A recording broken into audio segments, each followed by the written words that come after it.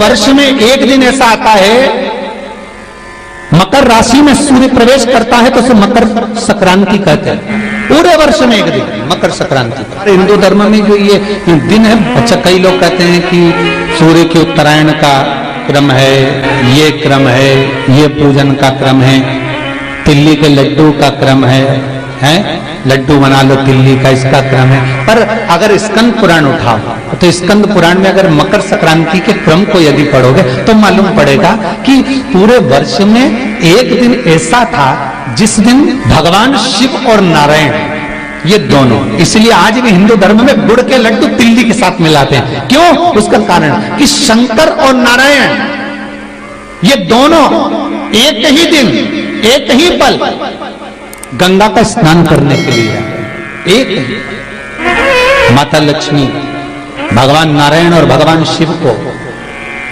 स्नान के लिए गुप्त रूप से झांकती है।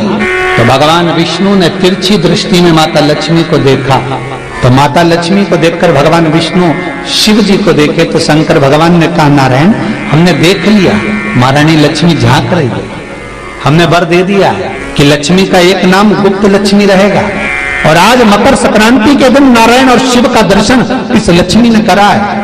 पर जो गुप्त लक्ष्मी का दान दे देगा उसके घर में कभी कोई बड़ी बीमारी प्रवेश नहीं करेगी। कैंसर जैसा रोग, किडनी और लीवर का रोग नहीं हो सकता। आज भी नियम है कि मकर संक्रांति के दिन एक लड्डू बनाया जाता है गुड़ और तिल्ली का, उसमें 1 का सिक्का, 2 का सिक्का या कोई लक्ष्मी उसमें फंसा दी जाती है और लड्डू को पैक कर कर किसी मंदिर में दान दे दिया जाता है। उसको कहते हैं गुप्त लक्ष्मी, जिससे घर में कोई बड़ी बीमारी प्रवेश न हो। वो केवल मकर संक्रांति को ही होता है। आप लोग दान करते हो मकर संक्रांति पे? कितनी चीजें दान करते हो? और सुहागन माताओं को देते हो ना? क्या देते, कितने देते हो? 13, 14 कितने हैं? 14। कौन से पुराण में लिखा है कि 14 चीज देना चाहिए? 14 चीजें दान देना है। किस पुराण में लिखा है? कोई तुमसे पूछ सकता है तो महाराज आप कह सकते हो अग्नि पुराण में वर्णन आता है। देवऋषि नारद भगवान विष्णु के पास जाकर पूछते हैं, नारायण कृपा करिए। भगवान विष्णु ने पूछा क्या बात है, बोलिए देवऋषि नारद क्या चाहते हैं? हमें इतना सा बता दो। शिव जी के यहां जाते हैं तो पहले उनके द्वारपाल से पूछना पड़ता है अंदर जाने के लिए। ब्रह्मा जी के यहां जाते हैं तो ब्रह्मा जी के द्वारपाल से पूछना पड़ता है। इंद्र के यहां जाते हैं तो इंद्र के द्वारपाल से पूछना पड़ता है। हम जितनी भी जगह जाते हैं तो कोई ना कोई द्वारपाल से हमें पूछना पड़ता है अंदर जाने के। भगवान देवऋषि नारद कह रहे हैं, नारायण से कुछ ऐसी कृपा कर दो कि हमें किसी से आज्ञा लेना ही नहीं पड़े। भगवान विष्णु तो उनकी बात को बस थोड़ा सा सुने और अंदर चले गए। नारद जी को लगा हमारा तो कोई जवाब ही नहीं दिया। नारद जी वहीं पर टिक गए, खड़े रहे, नाम जाप करते थे। विष्णु वापिस आए और देवऋषि नारद से कहा एक काम करो, जब सूर्य मकर में प्रवेश करते हुए उत्तरायण की ओर जावे, उस घड़ी उस पल में देवऋषि नारद तुम 14 बार भगवान के नाम का, शिव नाम का दान दे दीजिए। भगवान नारायण के नाम का, राम नाम का, कृष्ण नाम का दान दे दीजिए। अब देखो यहां पर यह नहीं लिखा कि प्लास्टिक का डब्बा दो। समझ लेना जी हो अच्छे से कि लोगों ने दान को कितना भ्रष्ट कर दिया वो बताया जा रहा है।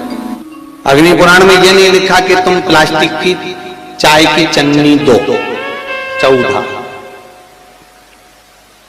बाल्टी दो 14, या प्लास्टिक का डब्बा दो 14 है। यहां पर यह नहीं लिखा है कुछ भी हो। यहां क्या लिखा अग्नि पुराण में कि मकर संक्रांति के दिन जब सूर्य उत्तरायण भाव में प्रवेश करे, मकर में जावे, उस समय पर देवऋषि नारद तुम्हारे मुख से अगर 14 बार भगवान के नाम का दान 14 जीवों को दे आओगे तो किसी भी देवता के पास जाओगे तुम्हें परमिशन की जरूरत नहीं पड़ेगी, तुम डायरेक्ट प्रवेश कर जाओगे। डायरेक्ट।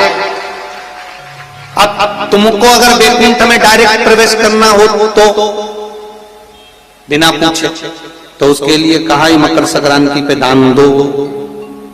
तो किस चीज का दान देना है हमारा? प्लास्टिक का डब्बा नहीं, बाल्टी नहीं, चन्नी नहीं, किस चीज का दान?